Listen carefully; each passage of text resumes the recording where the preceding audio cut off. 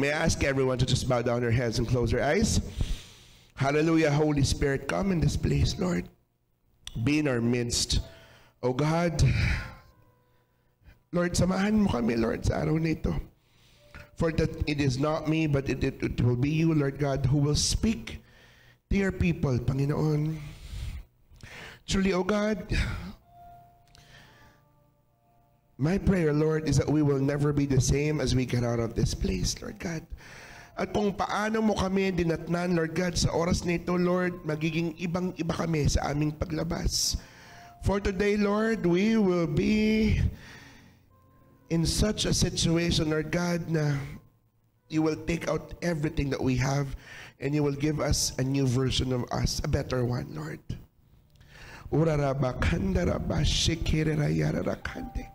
Just continue to bow down your heads and close your eyes and just feel the move of the Holy Spirit. Whew. He is here. The Holy Spirit is here. He is already moving in our midst. Kumikilos na po siya, mga kapatid. And if you are not feeling His presence right now, I want you to desire, Lord, gusto kitang maramdaman. Lord, gusto kitang maranasan.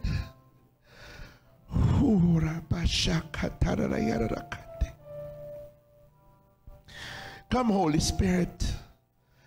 Rebuke every kind of hindering spirit, Lord, and only you, Holy Spirit, is welcome to move and move mightily, Lord God, in this place, in the name of Jesus. And everyone say, amen and amen. Hallelujah. I felt the touch from the Holy Spirit. I just felt Him right now. Okay? Sabi sa 1 Corinthians chapter 4 verse 20, for the kingdom of God is not a matter of talk, but a matter of power. Pakisabi power. Parang wala namang power yung power nyo. Power! Yun, hindi tayo power na networking, ha? Ito yung tunay na power. Amen ba? Amen. So walang kwenta yung daldal na gagawin ko ngayong umagang ito. If the Holy Spirit will not be with us, everything that I will speak here will be nothing. Amen? And I remember so much ang sabi ni Paul. If you know Apostle Paul, he's a good speaker. He's a teacher. He's very good in preaching. Pero siya mismo sabi niya, for my preaching is not with wise and persuasive words. Diba? Coming from someone na ang galing-galing magsalita at magturo, ano sabi niya? Ang aking preaching daw, sabi ni Paul, ay hindi ko paggagamitan ng sarili kong galing, kundi ng demonstration ng kapangyarihan ng banal na Espiritu. My message and my preaching, says Paul, is not with wise and persuasive words, but with a demonstration of the power of the Holy Spirit. Para daw hindi tayo nakatingin sa preacher. Diba? Kundi sa pagkilos ng banal na Espiritu. Amen? Ready na ba kayo? Ha? Sigurado kayo? Amen. Hallelujah. Can you hold your heart? And can you feel the beat of your heart? That's the Holy Spirit moving. Amen? Sabihin mo, Holy Spirit, I need you. Say, Holy Spirit, come into my heart. Holy Spirit, move in my life. Holy Spirit, puspusin mo ako sa pangalan ni Jesus. Amen and amen. Sakto ang preaching ko ngayon, into the deep. Mulan mabagyo. Diba? And I believe that today the Lord is going to bring you into the deep because the Lord is bringing this church into its new season. Anong month yung anniversary nyo? December. Sakto. Why? Because before ilang anniversary na? Second.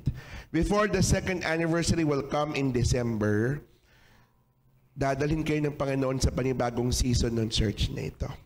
Alright? And hindi po sukatan yung dami ng tao agad. No? Kundi kung gaano kalalim ang mga nandirito. Di po ba? Kaya nga, di ba, sila Gideon nga 300 lang Di ba? But they were able to defeat the great army. Kayo pa kaya? Amen ba? Parang hindi kayo naniniwalang kaya niyo. Amen? Pakasabi, into the deep.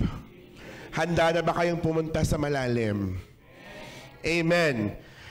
Well, ang scripture ko po medyo hindi po siya madali maunawaan. But walk me through, Holy Spirit. Amen. Ezekiel 47. Okay? And it speaks about the river of God. Wow, may ganun pala. Yes, that specific part of scripture in Ezekiel 47 speaks about the river of God. Ang ilog ng Panginoon. Not our church. Okay? Pero yung ilog, ano po ba ang significance ng ilog?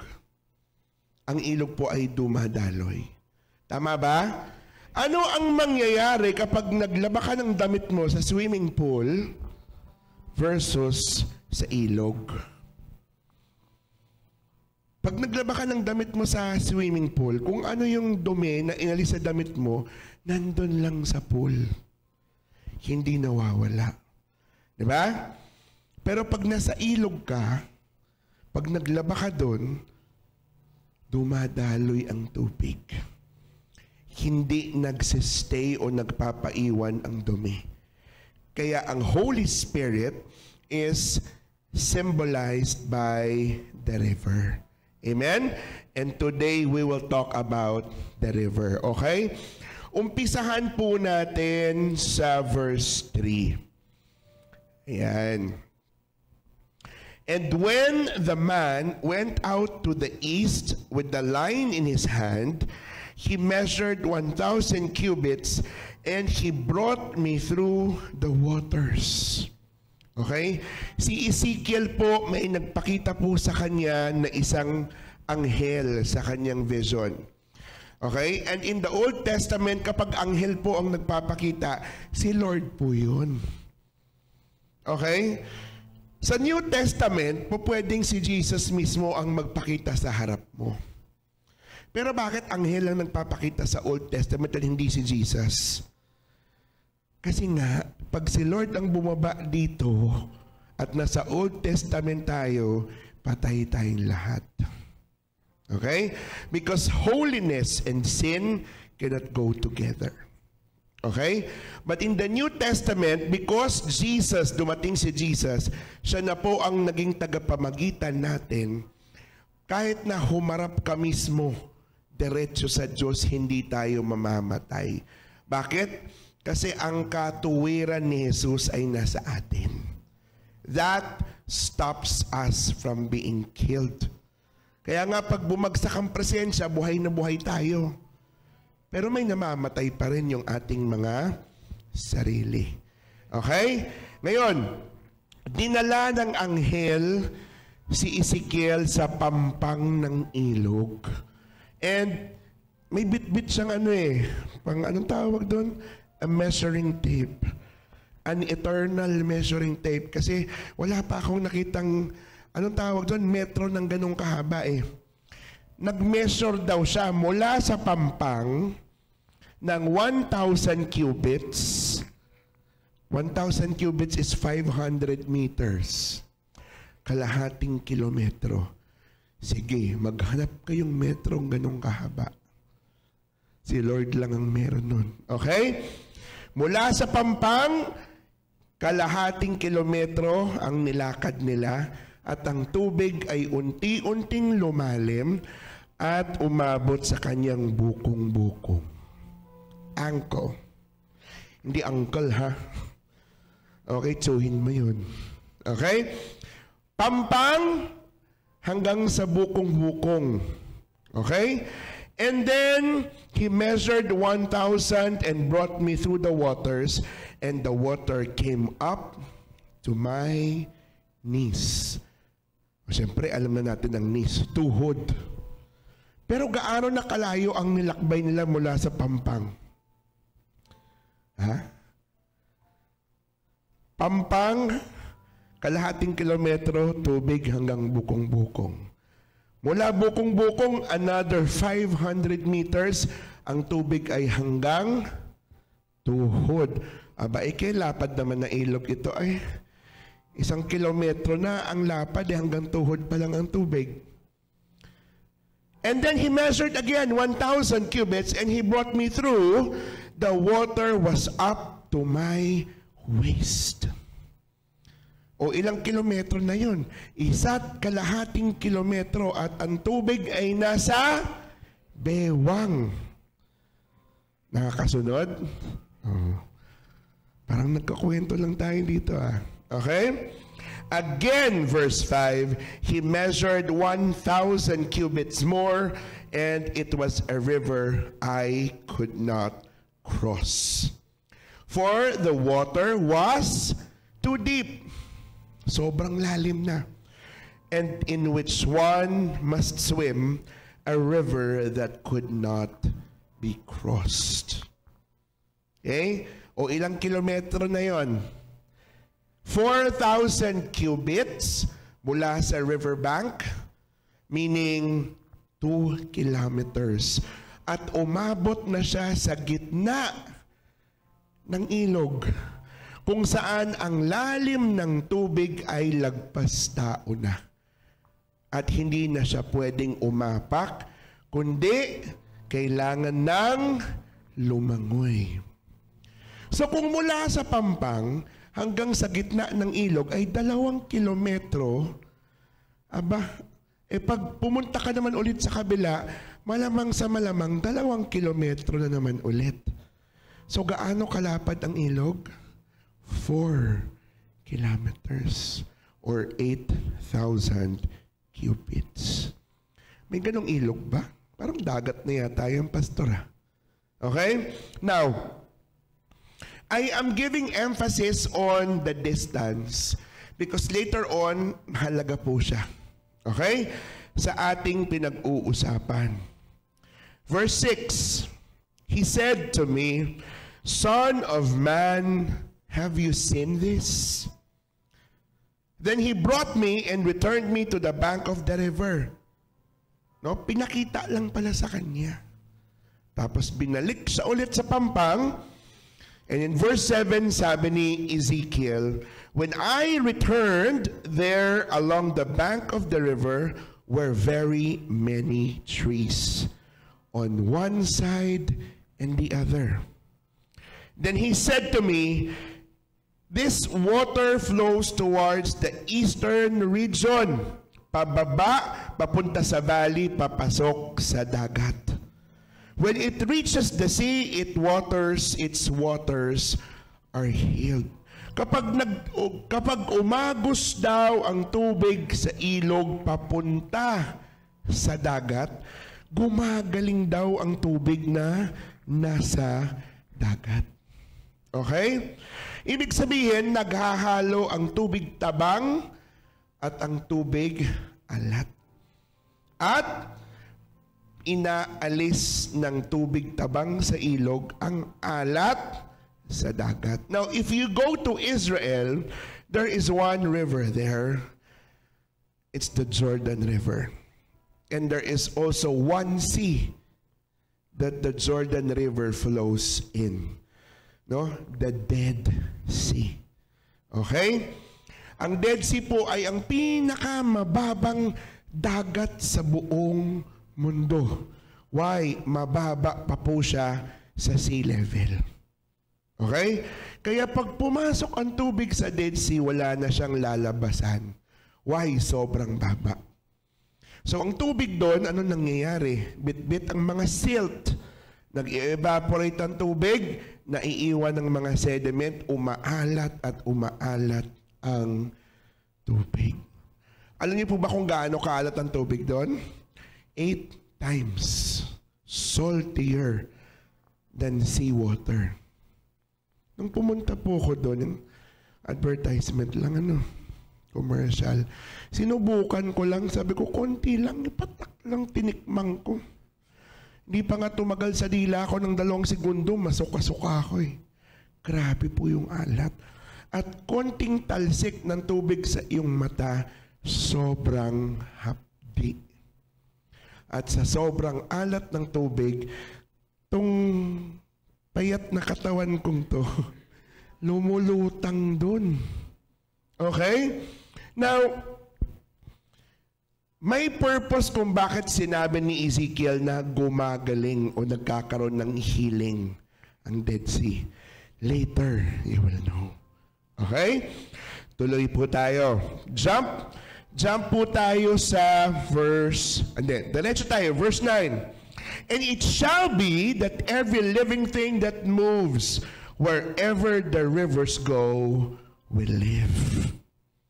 Kung nasan daw ang ilog, na andon ang buhay. Okay?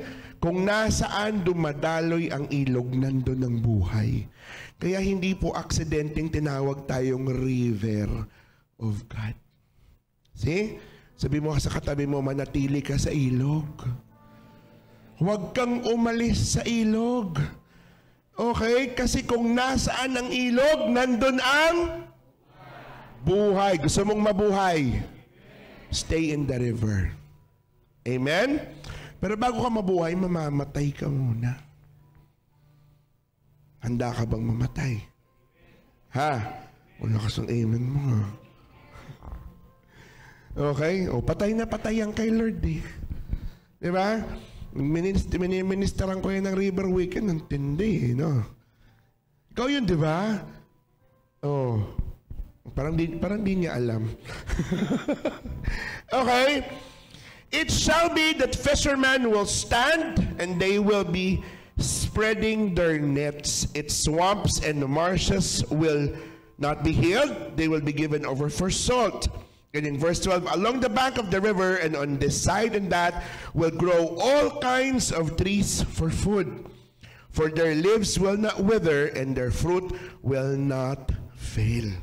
Ang mga dahon mo daw ay hindi malalanta at ang mga bunga mo ay hindi masisira. Sapagkat ikaw ay mamumunga buwan-buwan, sapagkat ang ilog na galing, na dumadaloy mula sa kaharian ng Diyos ay umaagos sa iyo. Amen? Now, the book of Ezekiel is very poetic. Mahirap siyang intindihin. But today, by the grace of God, I will be able to share to you the revelation of this book at hindi mo ito makakalimutan. Amen? That's why ang title ay Into the Deep.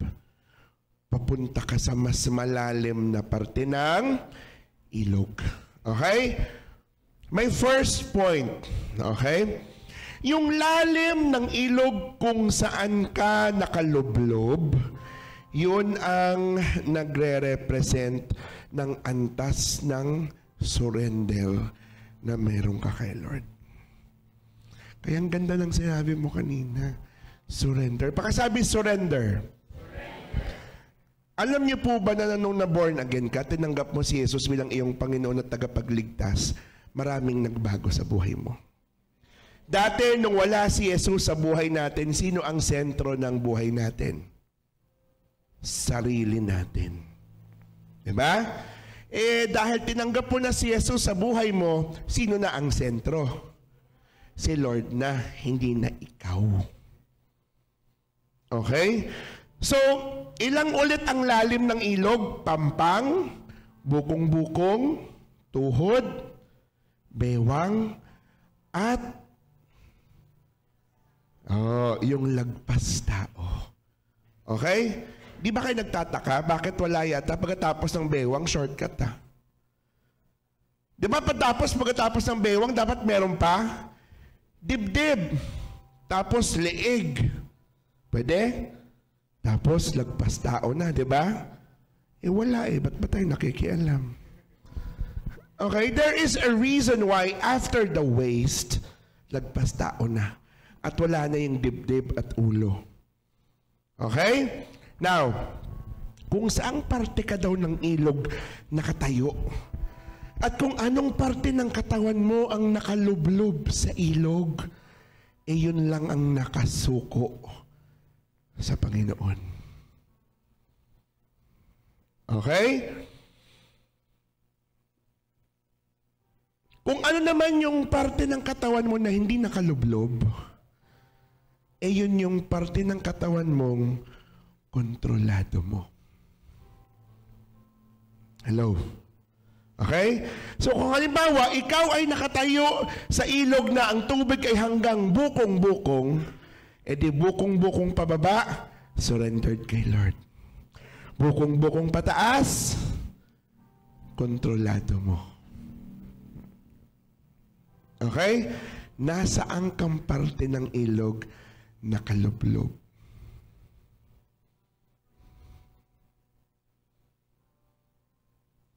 Surrender is important. Why? Kasi ang Panginoon natin, gentleman po siya. He values free will. In Proverbs 3 verse 5 and 6, ano sabi? Trust in the Lord with some of your heart. Ganun ba? Parang nag-agree kayo ah. Trust in the Lord with all, meaning lahat. Pakisabi lahat. Lahat nga ba? Trust in the Lord with all of your heart and lean not on your own understanding. Doon pa lang may pagsuko ng pinag-uusapan. Diba? Right now, it's a little hard to assess kung nasan ka nga ba. Pero with my points coming, marirealize mo, oh my Lord, akala ko sukong-suko na ako kay Lord. Kuko pa lang pala'y nakalublob. Okay? Uulitin ko lang the level or the depth of the river by which you are immersed represents the degree of surrender you have to the Holy Spirit. Yung ulo, no, yung dibdib, yung ulo ay yan po ang last part na malulublob. Sapagkat ang puso at ang isip ay hindi basta nasusuko sa Panginoon. Hanggat hindi ka lumulusong ng buo at nagpapaanod, no? Hindi ka lumulusong sa lagpas taong tubig, hindi mo maisusuko ang iyong puso at isipan. Because the only time na maisusuko mo ng buo ang puso mo at isipan mo, kailangan lumulublob ka sa lagpas taong tubig. Okay? The head and the chest where the heart is and the head is the last to be immersed sapagkat you need full surrender para malublob mo yung parte ng katawan mo na yun. Amen? Hello? Okay? So medyo lumilinaw na. Nung hirap pala, no? Okay? Because the river speaks about the Holy Spirit. No? Surrender. Kasi nga, habang ikaw ay may inaapakan pang lupa sa ilalim ng tubig, may sinasandalan ka pang aside from God. Ano yun? Trabaho mo. Negosyo mo. Nanay mo. Tatay mo. Yung hinihingan mo ng pera. Diba? Kami, mga full-time kami ni Pastor Eric. Pastor Amy, tignan mo yung anak ko, mukha ba kami pinabayaan ni Lord? Pinabayaan kami sa kusina. Diba? But it's hard to go there. But let me journey with you towards your surrender with God. Amen? O, malinaw na point number 1? O, hanggang saan na kayo ng parte ng tubig na kalublob? Ayaw niyo magsalita Point number 2. The depth of the river you choose to go. Yung lalim ng ilog na pipiliin mo kung saan ka lulublob, yun ang magtatakda ng training. na mararanasan mo sa banal na Espiritu. Okay? Halimbawa, di ba? Sabi ko, 500 meters mula Pampang hanggang Bukong-Bukong. Ganong kalayo ang lalakbayin mo para maisuko mo yung parte ng buhay mo. Okay? Punta tayo sa ankle deep water. Okay, pag pumunta ka sa resort, saan masarap umupo at mag-paddle-paddle ng paa? Diba doon sa mababaw? At karaniwang sa mga ganong swimming pool, sino ang mga naglalaro doon? Mga bata. Diba? Mas gusto ng mga bata ang nasa mababaw na parte ng tubig. Natural, maliit. Okay? But it also goes to show na kapag ikaw ay nasa ankle deep or bukong-bukong na lalim ng ilog, baka bata ka pa sa pananampalataya. Masama ba yun? Hindi. Lahat po tayo dumadaan doon. Okay? Remember the first time you got born again? Naalala mo? Nung bago mo tanggap si Jesus? Daming answered prayer, di ba? Sunod-sunod. Maliliit, pero sunod-sunod. Na araw-araw ng buhay mo, meron kang praise report. Ang sarap pala ma-born again. Ganito pala yung feeling. Ang daming answered prayer. Amen ba? O, syempre, pinaparanas ni Lord sa iyo na totoo siya. Kasi alam niya, tayo bilang bagong mananampalataya, galing tayo sa mindset na we must see before we believe. And so, pakikitaan niya tayo ng napakaraming milagro. That's the reason why, before Jesus went on with His ministry, ang una niyang ginawa is He performed signs, wonders, miracles, healing, and deliverance. At nung marami ang nakaranas ng mga milagro, marami din ang sumama sa Kanya. Tama ba? Tayo, ganun din. Dahil sa mga naranasan nating mga milagro, kaya tayo sumasama kay Lord. Tama ba? Yan. First step ng pagsuko. Bukong-bukong, laro-laro. Pero masaya. Masarap. Kasi, ganito pala si Lord. Totoo pala. Yung mga sa likod dito matango, hindi nyo naranasan? Okay? Pero, habang ikaw ay tumatagal sa iyong paglilingkod sa Panginoon, sa iyong pagsunod, hindi pwedeng hahayaan niyang nandun ka lang sa bukong-bukong. Kagaya ng ginawa ng anghel, dinala niya si Ezekiel sa mas malalim na parte. At yun ay hanggang tuhod. Okay? Ngayon, nag-umpisa ka dito, Pampang. Di mo kilala si Lord. Unbeliever ka. Unti-unti, dinadala ka sa mas malalim. Okay, nasa bukong-bukong ka na. Pero di ba matagal lang journey? From being an unbeliever to receiving Jesus. Ilang beses kang sineran bago ka tumanggap? Ilang beses kang in-evangelize at binisita bago ka sumama sa church? Tagal, di ba? 500 meters. Representation yon. Next, nasa bukong-bukong ka. After that, dadalhin ka na ngayon sa tuhod, mas malalim.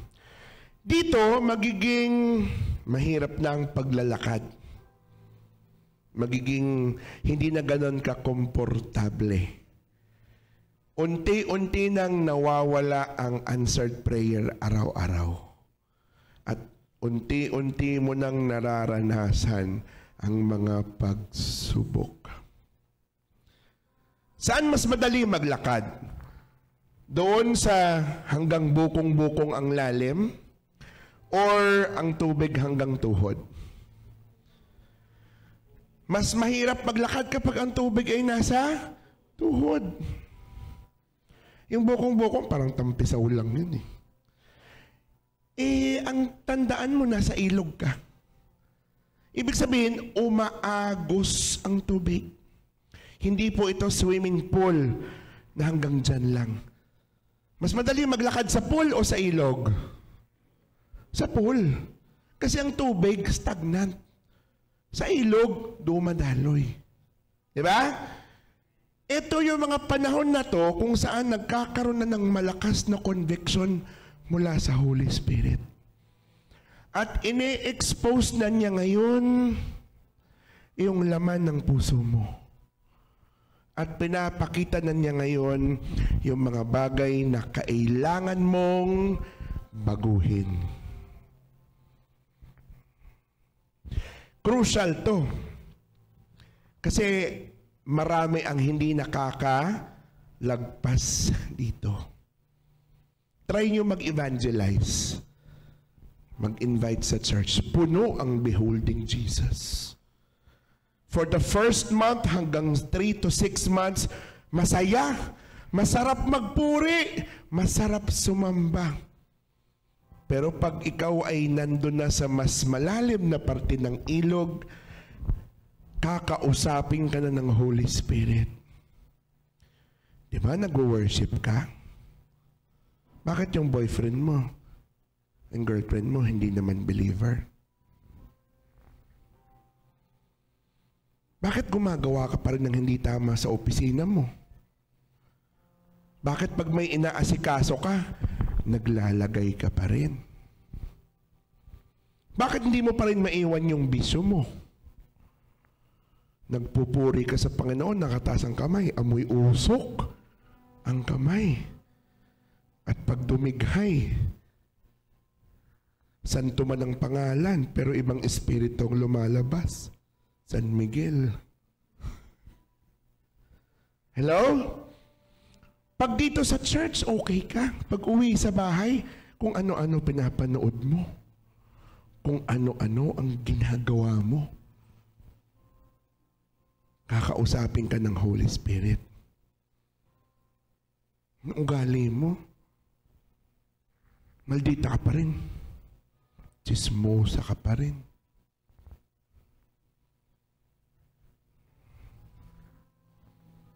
Inggitera ka pa rin. Sabi nila, pag nananahimik yung tao, may nangyayari.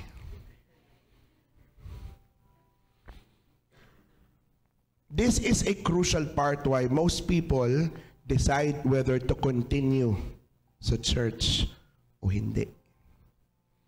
Maraming casualty sa area na to. Why? Kasi wala na yung happy times. Wala na yung enjoy Christianity.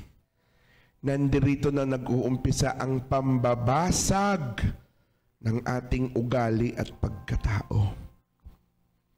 Hello? Kaya anong gawin mo?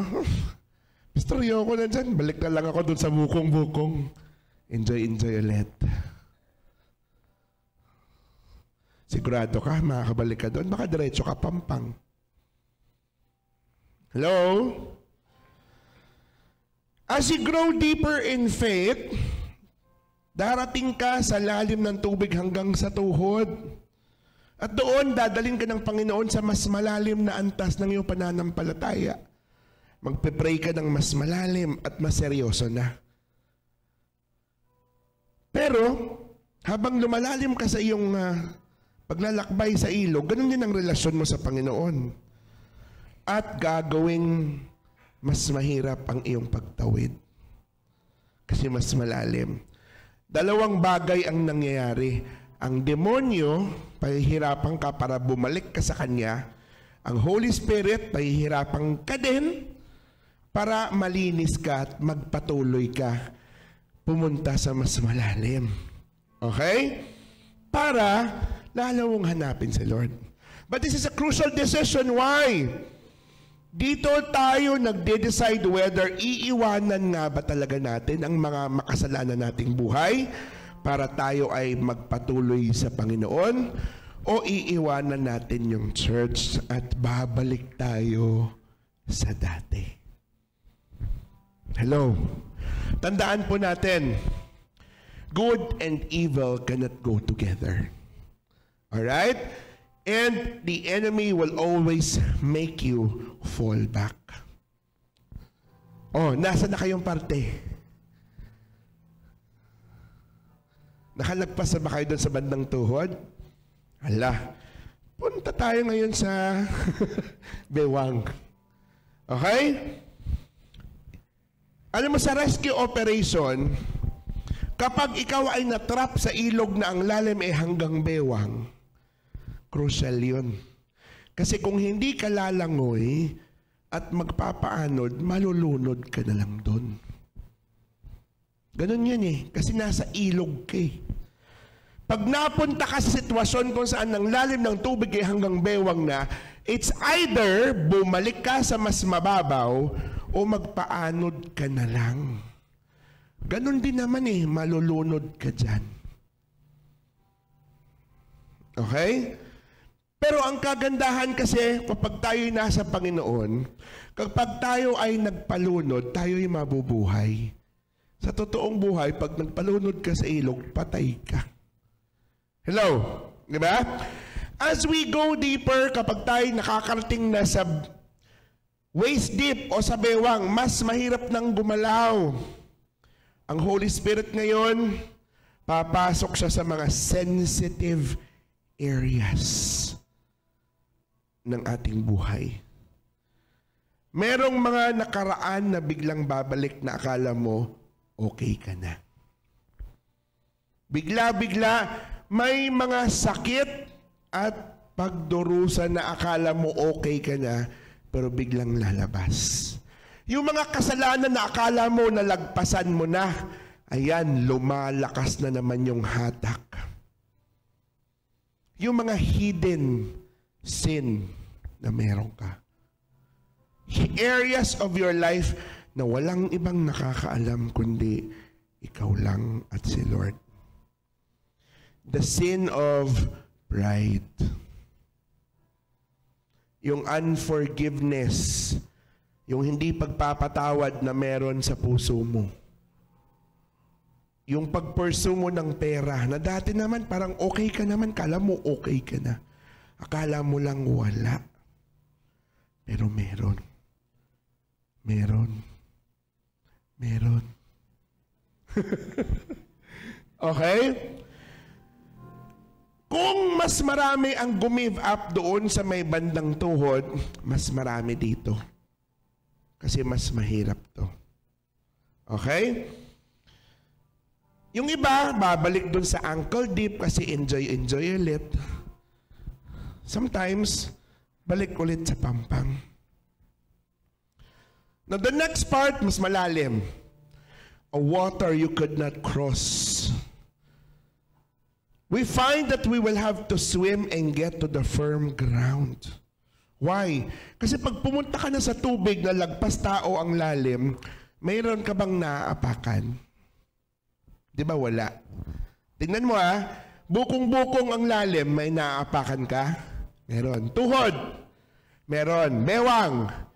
Meron pa rin. Pag lagpas tao ang tubig, may naaapakan ka? Wala. Yun ang gusto ng Holy Spirit. Because if you still have something to step on, may nasasandalan ka pa. Ibig sabihin, may pwede ka pang takbuhan sa mundo pag umalis ka sa church. Okay lang, Pastor. Magnenegosyo na lang ako. Ang hirap naman ng pinapagawa ni Lord. Pero nandun ka na kasi sa point of no return Magpakalunod ka na. Why? Because this will bring you to the next level. Amen ba? Mahirap po sapagkat hindi mo mauunawaan ang mga bagay na pinapagawa ng Lord sa iyo hanggat hindi nakalublob ito. Ang sabi sa Romans 12:2, do not conform with the pattern of this world, but be transformed with the renewing of the mind. And then you will see that God's purpose for you is good, pleasing, and perfect. Doon mo lang mauunawaan na ang mga plano at purpose ng Panginoon sa iyo ay mabuti, perpekto at kaaya-aya, maganda, sapagkat naunawaan mo na, kasi nga nakalublob na ang iyong isipan sa pagbabago ng banal na Espiritu. Amen? Unless we have the perspective of God, hindi natin maiintindihan ng ginagawa niya. Why? We always look at things in our own perspective. In Isaiah 43 verse 19, "See, I am doing a new thing," sabi ng Panginoon. "Do you not perceive it?" Tagalogin ko para nanununtok. Tingnan mo, meron na akong ginagawang bago sa buhay mo. Hindi mo ba nakikita? Para sa akin, parang ano yun insulto. Meron nang ginagawa ang Lord, ba't di mo nakikita? Kasi hindi pa renewed ang mind mo. Ang ginagawa niya, mini-mistake mo as pagpapahirap. Halimbawa, may pinagpe-pray ka, gusto mong pumunta sa abroad, hindi ka pinagbigyan. Inalisan ka pa ng trabaho. Anong tingin mo doon? Grabe naman si Lord. Pinahirapan ako. Pero hindi mo nakikita that God's no is not rejection but protection. Why? Pag nag-abroad ka, masasira buhay mo doon. Walang nakatingin sa'yo. Magagawa mo ng lahat ng gusto mo. Sabi ni Lord, anak, mahal kita. Poprotektahan kita. Dito ka na. Pero if your perspective is in the world, you will never understand that. See? Kaya kailangan ma-renew muna ang isip para maunawaan mo na ang lahat ng ginagawa ng Panginoon sa buhay mo ay para sa kabutihan mo. Ang hina ng amen. Parang ayaw nyo Hello? If we see things in God's perspective, we will realize that what He's doing, though it may look negative, positibo pala ang dating yun sa atin. Kaso pumapalag Sino pumapalag dito kay Lord? Dati, ako din. Palag din ako ng palag. Ngayon, konti lang. Tapos pag na-convert, sige na nga, Lord. Hello? Now, verse 7. Sabi sa verse 7, "When I returned, there along the bank of the river were many trees on one side and the other." Nung siya'y naglakbay mula sa pampang papunta sa gitna ng ilog, at nung siya'y bumalik, nakita niya na ang pampang pala ay punong-puno ng mga punong hitik sa bunga. Binanggit ba yan sa mga nakaraang verse? Hindi. Verse 7 lang. Saan niyo nakita yung maraming puno na hitik sa bunga? Sa pampang. Tama? Doon naman siya galing kanina. Ba't di niyo nakita? Bakit hindi niyo nakita? Hindi niya nakita kasi hindi pa siya lumulublob sa lagpas taong ilog. Kaya ang isip niya, hindi pa nagbabago. Pero yung mga puno na yon na hitik sa bunga, nandun na yon kanina pa. Hindi niya nakita.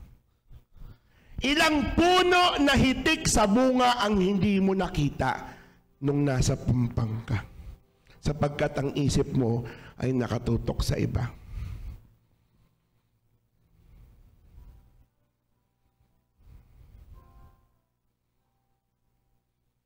Pero 'di ba, nung na-surrender mo kay Lord ang lahat, na-realize mo, ay grabe, ang ganda pala. Now you see the true beauty of life because the Lord is in your mind and in your heart. Hello? Ang hina ng amen. Galit yata kayo sa akin na. Ang tawag natin doon, yieldedness o pagpapaubaya. The degree of yieldedness na meron ka kay Lord, yun din ang magpapakita sa'yo ng mga matitinding ginagawa niya sa buhay mo. Yieldedness, gaano katindi, gaano kalalim ang pagpapaubaya mo sa Kanya. Tingnan nyo bukong-bukong. Ang tubig mula sa hig hanggang bukong-bukong kay Lord. Pero bukong-bukong pataas, hindi nakalublob, hawak mo. Di ang laking parte pala ng buhay mo, ikaw may control. Kaya pala puro kapahamak ka nang nangyayari sa'yo eh. Hello? Diba? So what is the Lord telling you now?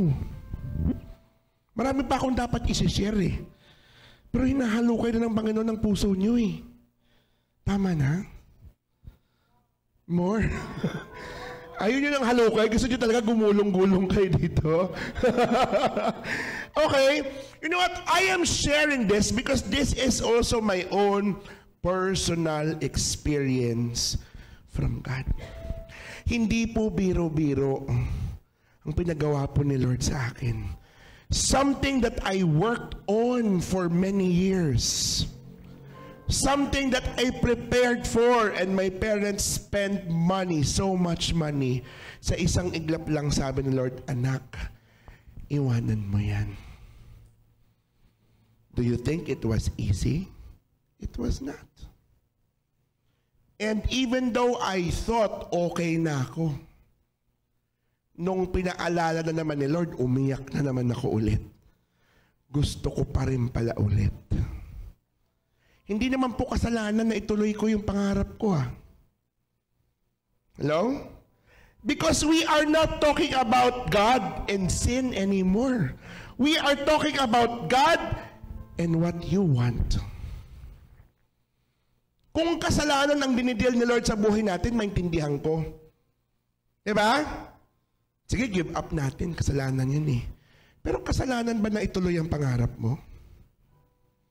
Kasalanan ba na halimbawa ituloy ko yung padodoktor ko? Pinag-aralan ko yun ng matagal 10 taon simula pag-graduate ko ng college. O bilangin mo hanggang grade school hanggang sa pagdodoktor, 25 years of going to school.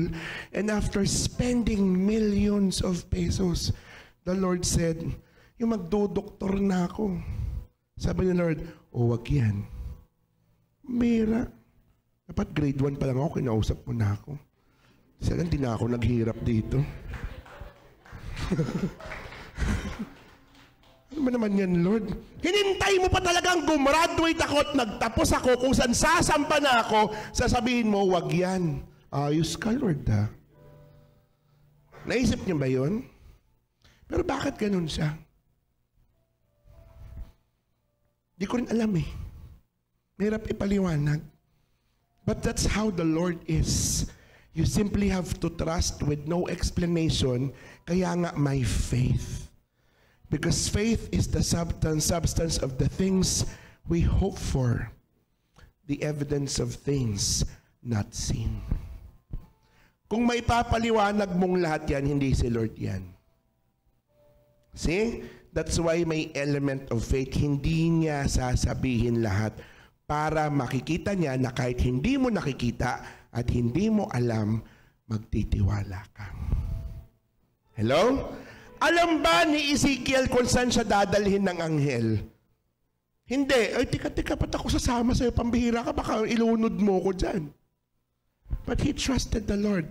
That the Lord will not do something for him. That he will nagkakapahamak niya. And later on, he found out, Lord, grabe, ito palang blessing mo, dati pala kasama ko na, hindi ko lang nakikita. Within my midst are trees that are full of fruits already. Nasa tabi ko lang, nasa likod ko lang, pero hindi ko nakikita. Ilang blessing na ang nalalagpasan natin sapagkat hindi natin nare-realize na blessing pala siya. Because we are pursuing something not more important, but we are pursuing something that we see as important. Meron ako isang preaching ang title Do not forsake the important for the urgent. Ano yun? Urgent versus important. Alam mo, sabi ni Lord sa akin, anak, wala namang urgent eh. Ikaw lang ang gumagawa nun na urgent. Bakit di mo kagad pinatapos eh? Di mo kagad ginagawa. Tapos pag kailangan ng tapusin, hindi ka mag-church, tapos sabihin mo, urgent. Diba? Walang urgent, sabi ni Lord. Unless mamamatay na yan, yun, urgent. Pero ang dami mong oras, di mo ginawa. Ang daming panahon, petiks ka. Tapos kasi ipapasa na ng Lunes, hindi ka mag-church ng Linggo. Isang buwan kang walang ginawa. Sino ang gumawa ng bagay niya na urgent? Di ba tayo? Hello? Parang sama ng tingin mo sa akin ah. Diba? Diba sabi ko kanina, when we receive Jesus Christ as our Lord and Savior, sino center? Siya. Diba? Pero bakit siya yung center? Sabi natin siya yung center. Pero siya yung nililipat-lipat natin? Pag hindi tayo pwede, si Lord mag-adjust. Ganun ba yun? Sentro ba yun? Hindi eh. Alam niyo ba yung solar system? Ano sabi ng solar system? The sun is the center of the solar system and the planets revolve around the sun. Sino sentro? Ano yung sentro? Yung sun. Sino yung umiikot sa araw? Yung planeta. Baguhin natin yung statement. Jesus is the center of our life and everything about us revolve around Jesus. Amen, 'di ba? Konti lang nag-amen. Paano kasi yung iba hindi yung iba kasi hindi umiikot yung buhay kay Jesus eh. Si Jesus ang umiikot sa buhay niya eh. Mali. Di po ba? Now, I will end here. Marami pa akong dapat sabihin pero tingnan niyo po ang sabi ng verse 7 kanina. Kung nasaan ang ilog, nandun ang buhay. At kung nasaan dumadaloy ang ilog, nandun ang pagpapala.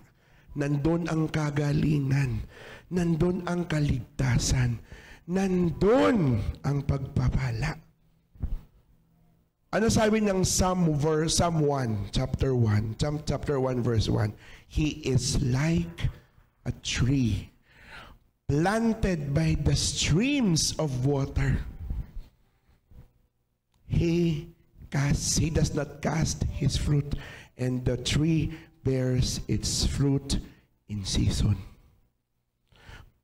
Ang tao na una ang Diyos sa buhay niya ay parang punong nakatanim sa tabi ng ilog. Mabunga. Hindi namamatay sapagkat ang kanyang ugat ay nakaangkla sa ilog ng Panginoon. Amen? How is your surrender with the Lord? How much of your life you surrender to God? Importante yun. Kung hindi ko po sinuko ang lahat ng hawak ko sa buhay, wala po ako dito ngayon. At hindi ko po sinasabi yun kasi utang na loob nyo sa akin yun. Hindi. Dahil kung wala po ako dito, malamang may gagamiting iba ang Diyos para sa inyo. Pero ako na hindi sumuko at hindi sumunod sa Panginoon, I will miss out on God's blessings and fullness in my life. How much of it do you want to happen sa iyo? Ano pa ba yung mga bagay na pinanghahawakan mo sa buhay mo? Saan ka pa ba nakasandal? Kanino? Saan pa nakaapak ang iyong mga paa? Pwede bang huwag ka nang tumayo sa lupa at lumongi ka na lang at magpaanod? Pwede ba yun? Oo ka ng oo. Paano pag sabi ni Lord, sige, mag-resign ka na bukas?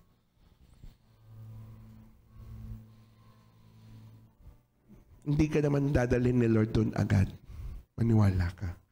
Uunti-untiin ka niya. God will train us to surrender small things. God will train us to obey small things, and then He will bring us to obey and to surrender big things. Amen? Huwag ka mag-arala, hindi ka bibiglain ni Lord. Hindi ka niya pagre-resignin kagad bukas tapos sa Martes wala ka ng pera. Hindi ganon. Okay? Pero unti-unti, starting today, if you will really say yes to what God is doing, then you will realize He will start to move. Hindi bukas, now. He will start to move now. Amen? I'd like to lay my hands on you, but I'll pray for you later. But right now, I want the Holy Spirit to speak to you. Which areas of your life ang ikaw pa rin may hawak? At aling area ang nakasuko na? Yung bulsa mo ba? Yung wallet mo? Nakasuko na ba kay Lord? O ikaw pa ang may hawak? Yung mga desisyon mo sa buhay, si Lord ba? O ikaw? Oras. Can we just bow down our heads and close our eyes and just allow the Holy Spirit to move in your midst? Kakausapin ka niya. I-reveal niya. I-expose niya yung mga parte ng buhay mo na hindi mo maisuko sa Kanya.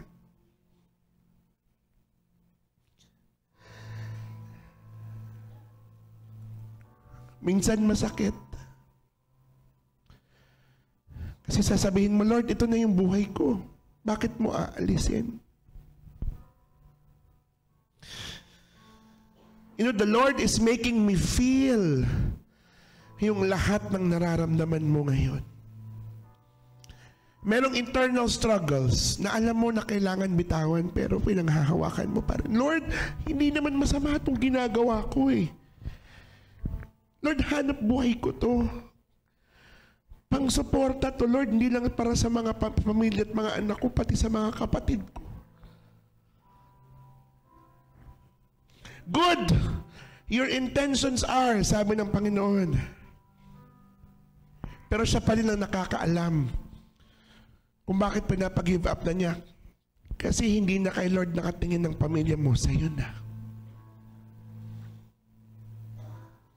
Yung mga desisyon na kailangan mo gawin sa mga susunod na araw, mahalaga yun. Hindi aksidente na nandarito tayo ngayon at naririnig natin ang salitang ng Panginoon ngayon. Because the Lord wants to bring you into a deeper sense of faith and spiritual walk in the next days. He wants to bless you. He wants to give you a breakthrough. Pero hindi natin nare-realize tayo din ang nagiging hadlang ng ating breakthrough sapagkat hindi natin pinagbibigyan na mangyari ang pinapagawa ng Panginoon sa atin. And just so you think na naisuko mo na ang lahat sa Panginoon, there are more that the Lord wants from us. Hindi yan natatapos, kapatid, hanggat ikaw ay nabubuhay, hanggat ikaw ay nandirito pa rin sa mundo, there will always be something na kailangan mong isuko sa Panginoon. So do not close your mind and say, Lord, wala na, naisuko ko na lahat.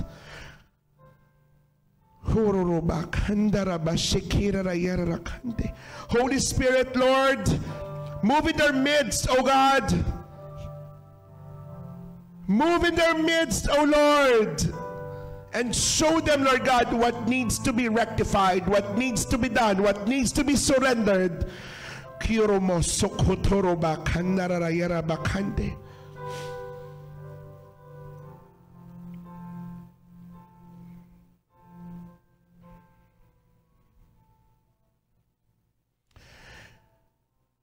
May sinasabi sa akin si Lord ngayon na meron dito yung may ginagawa siyang extra income. Aside sa trabaho niya, may extra income siyang pinasukan. And sabi ng Panginoon, though it may not look as bad as it may seem, because your only goal is that you will earn more to provide for your family, pero nakaka-apekto na siya sa ginagawa mo sa ministry. Sabi ng Panginoon, will you not trust me? Hindi ka ba pwedeng magtiwala sa akin? No more than anything else, I am Jehovah Jireh. Meron ditong matagal lang kinakausap ni Lord na mag-serve sa ministry on a full-time capacity.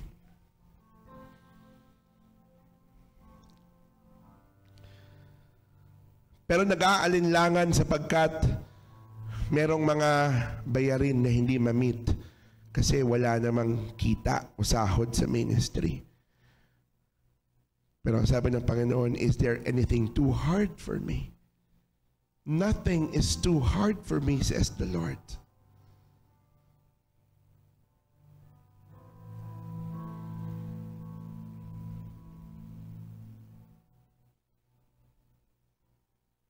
Right now, the Lord Jesus Christ is standing in front of you. Inaabot niya ang kanyang mga kamay at sinabi niya, anak, akin na yan. Give it to me.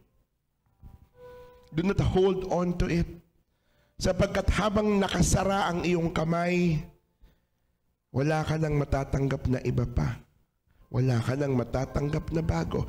But open your hands and leave it to me. Surrender to me.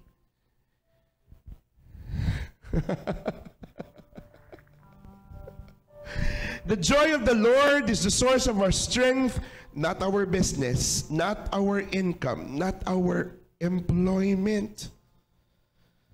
And now I'm going to give you a few minutes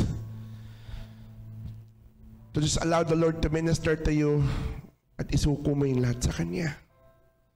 We're not talking about sin here. Ngayon, kung meron ka pang mga issues pagdating doon, go ahead. But the Lord is asking for something more than just surrendering sin. The Lord wants you to surrender yung lupa na inaapakan ng iyong paa. The Lord wants to surrender the land you're stepping on. Because the Lord wants you to go to the depths of the water and just swim. Swim. And allow the river to bring you into its flow. Hallelujah. Rakanta rabba shikira raya rakante.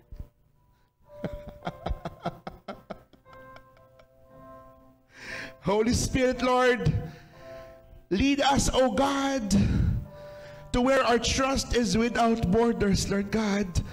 That from the rivers, Lord, we will go towards the deepest of the sea. And there we will see kung ano ipapagawa mo sa amin, Panginoon. O Holy Spirit,